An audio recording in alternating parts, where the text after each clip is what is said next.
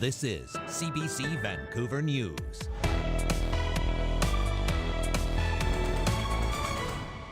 These are the people who are fighting for their basic necessity now. They have nothing to lose. This is nothing short of a revolution. Demonstrations in Iran echo around the world as protesters here support protesters there.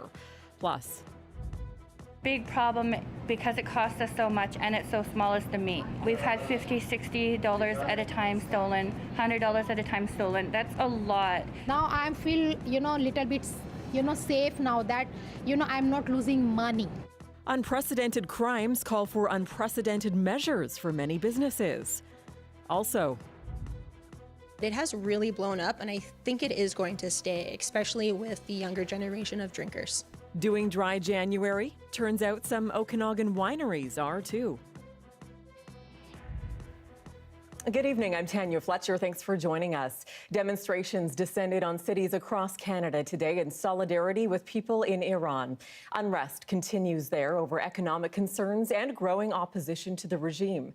Our Saurabh Sandhu has more from the rally here in Vancouver, where several hundred people gathered in support of Iranian protesters.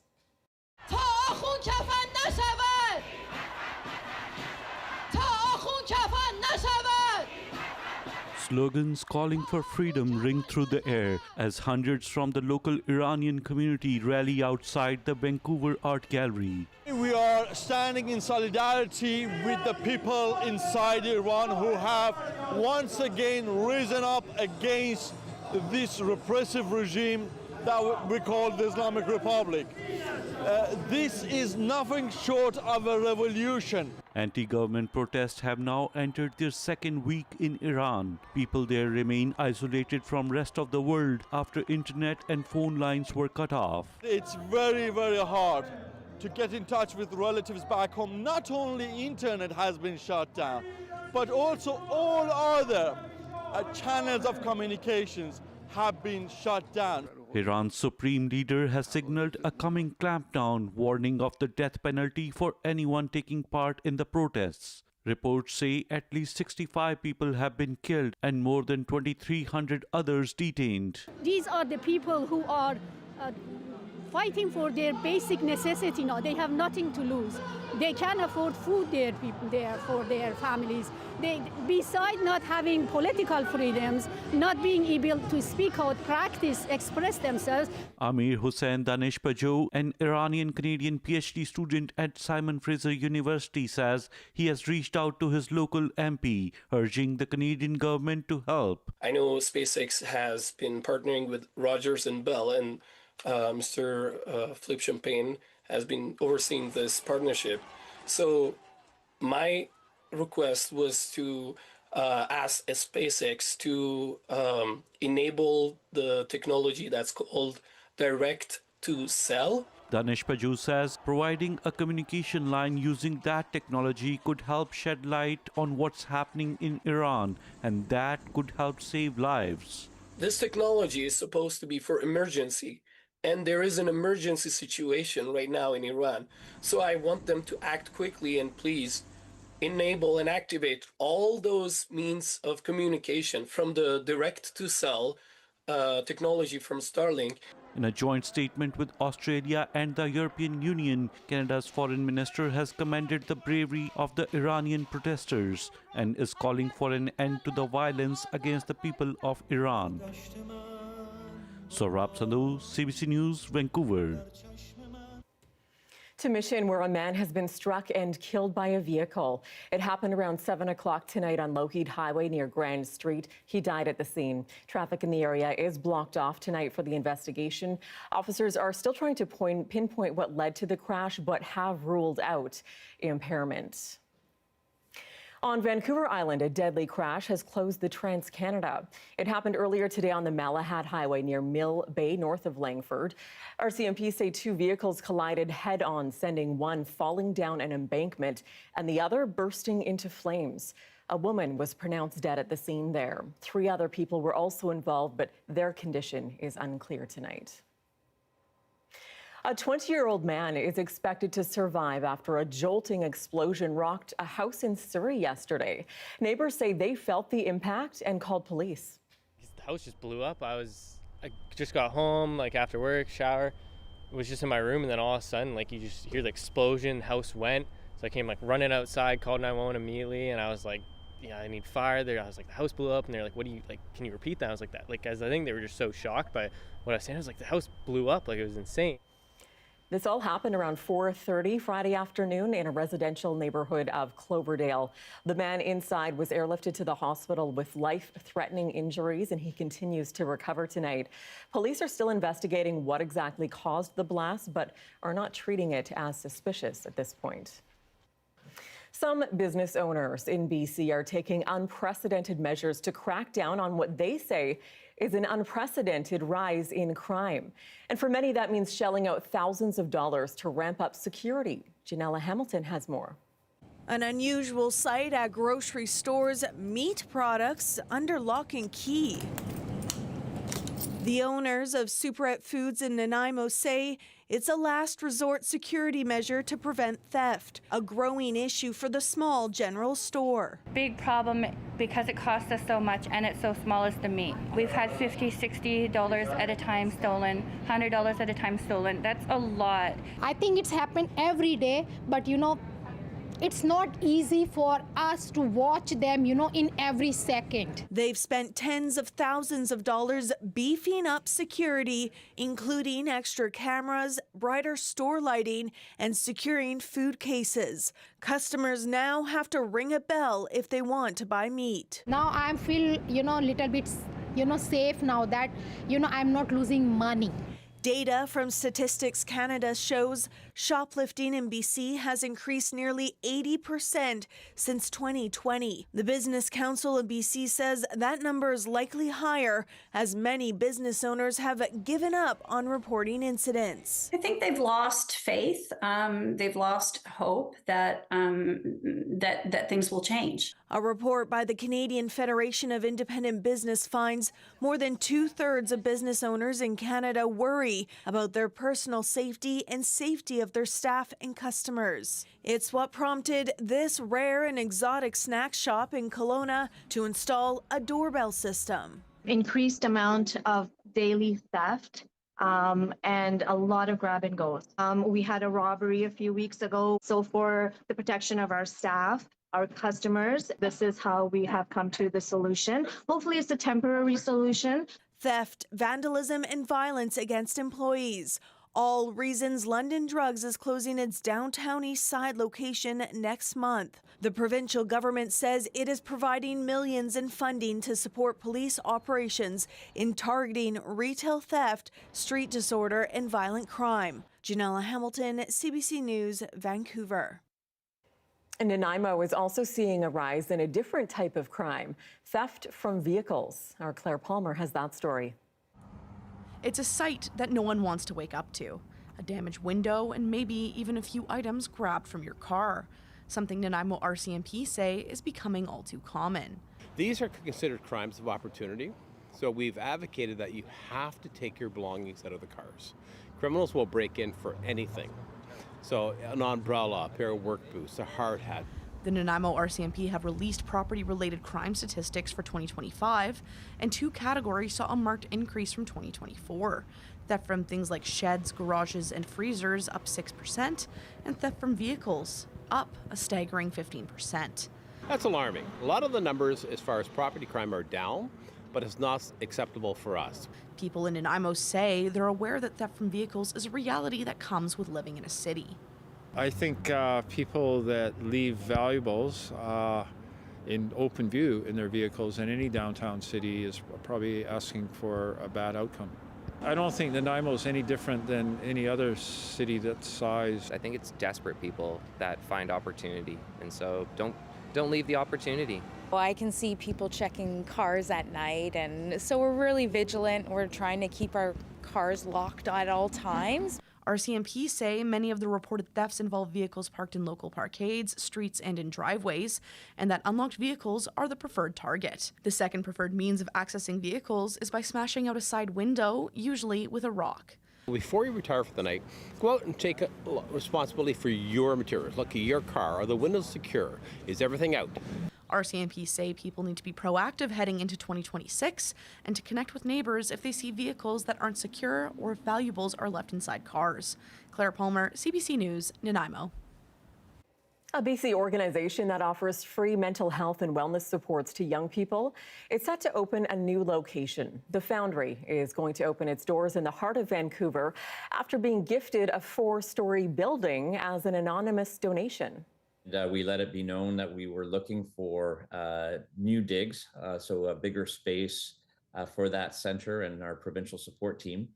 And we had an open house where we invited donors and philanthropic partners. And shortly thereafter, one anonymous donor, a very kind organization, came to us and offered to purchase and donate a building.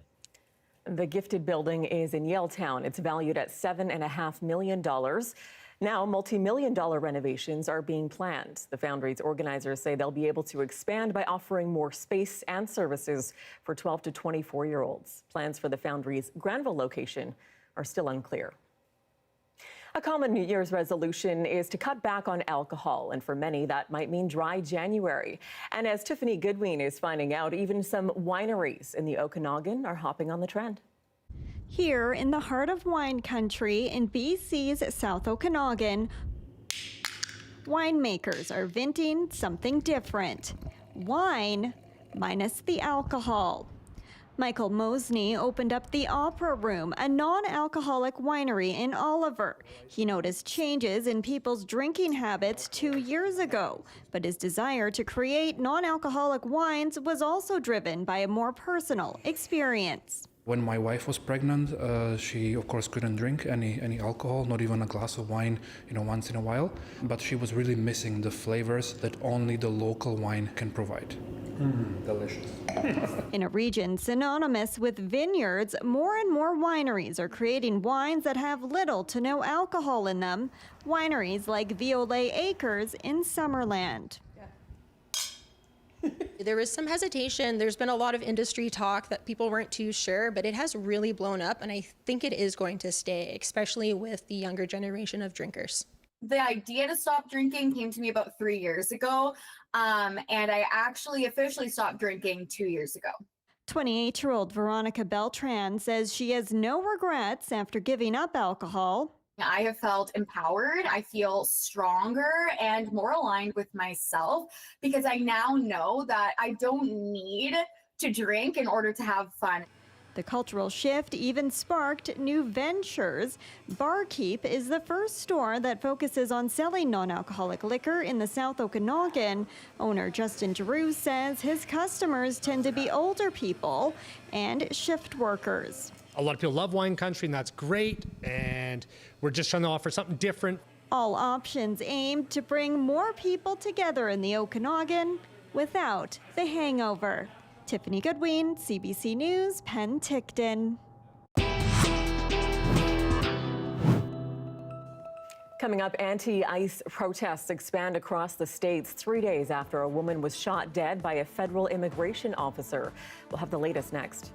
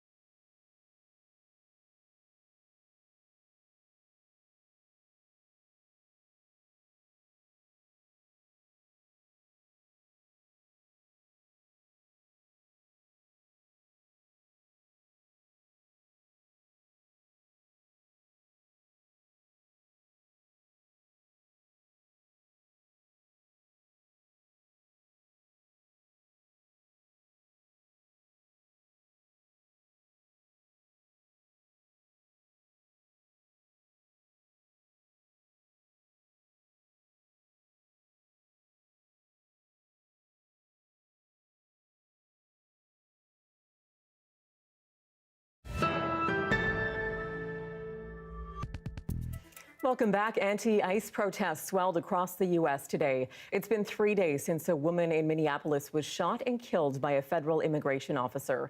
Demonstrators are now demanding an end to mass deployments of U.S. immigration and customs enforcement teams. Chris Reyes is in New York with more. MPD, KKK! It was another day of demonstrations in different parts of the U.S. as outrage grows over the death of 37-year-old Renee Good. Good was shot and killed by an ICE agent earlier this week during an enforcement operation in Minneapolis. The Trump administration says the agent was acting in self-defense. Those hitting the streets say Trump's hardline immigration policy has crossed the line. Let me be the one to tell you that when we say Trump must go now and ICE must go for good, that 50 years from now, they'll be talking about us the way they talked about the Montgomery bus boycotters.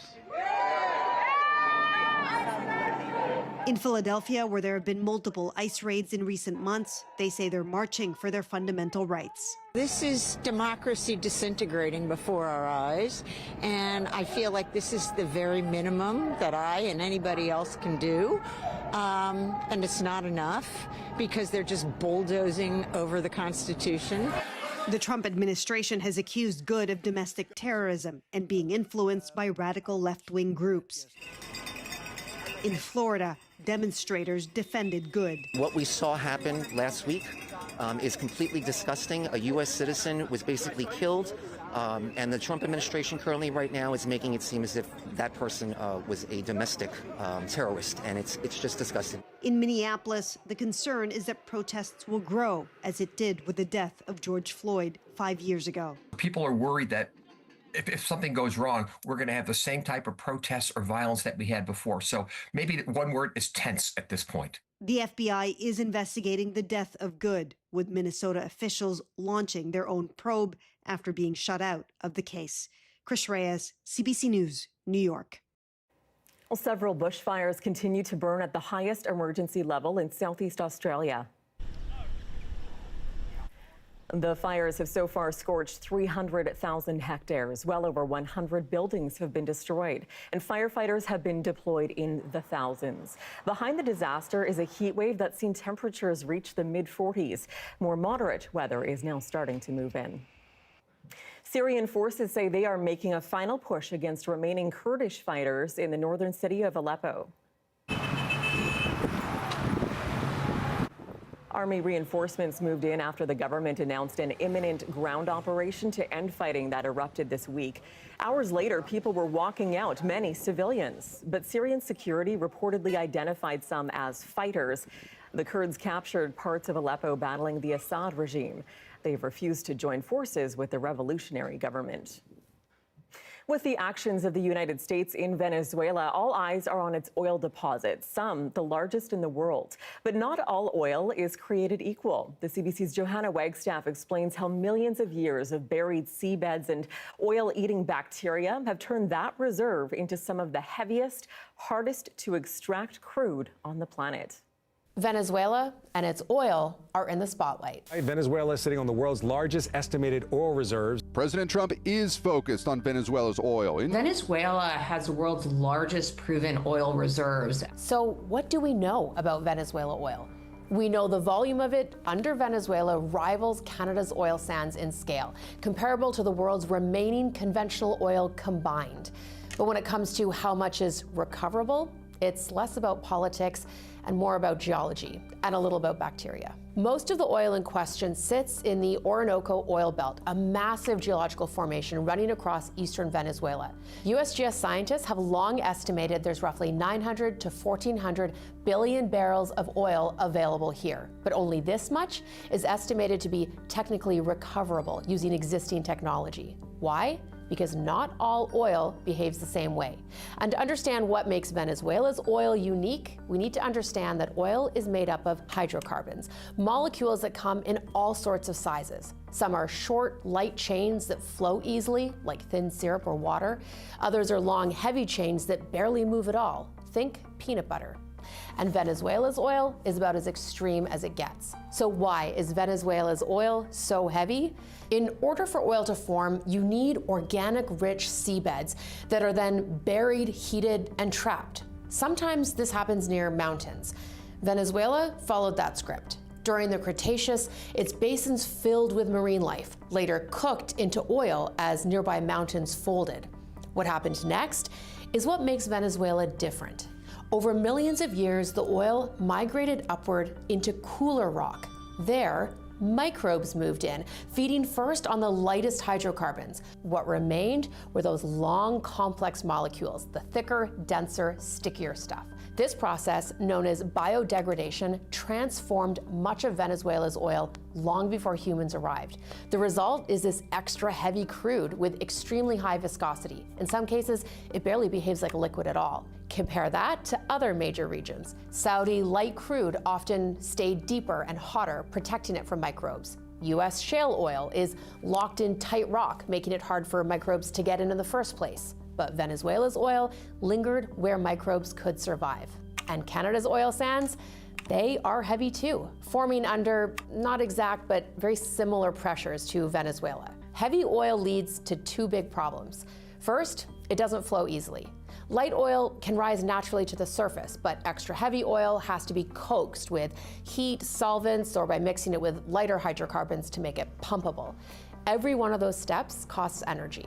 Second, heavy oil is also just harder to refine. It contains more sulfur, more complex molecules. You need specialized refineries to break it down, and only a fraction of the world's refineries are designed for that job. From a climate perspective, oils like Venezuela's are among the most energy intensive to get from the ground to the gas tank. Despite the turbulence surrounding Venezuela's oil sector, one thing is clear. Global dependence on oil and the consequences tied to it are still shaping decisions in real time. This was Grouse Mountain earlier today with the snow coming down. And Saturday further down was a washout at sea level. Sunday shaping up to be even wetter. We'll have all the rainfall warnings and flood watches next.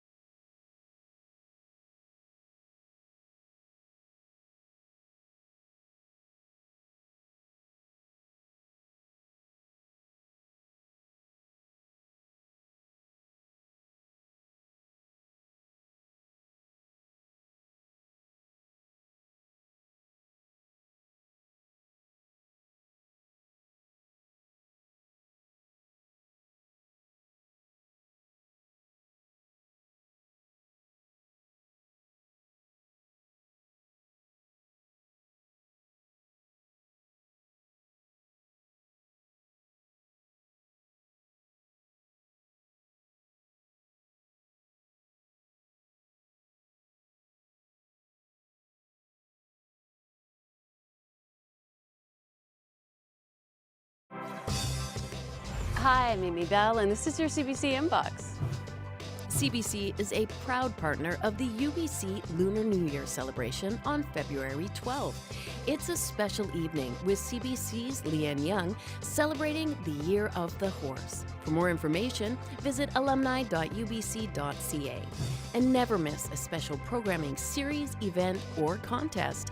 Subscribe to CBC's e-newsletter and keep connected with us.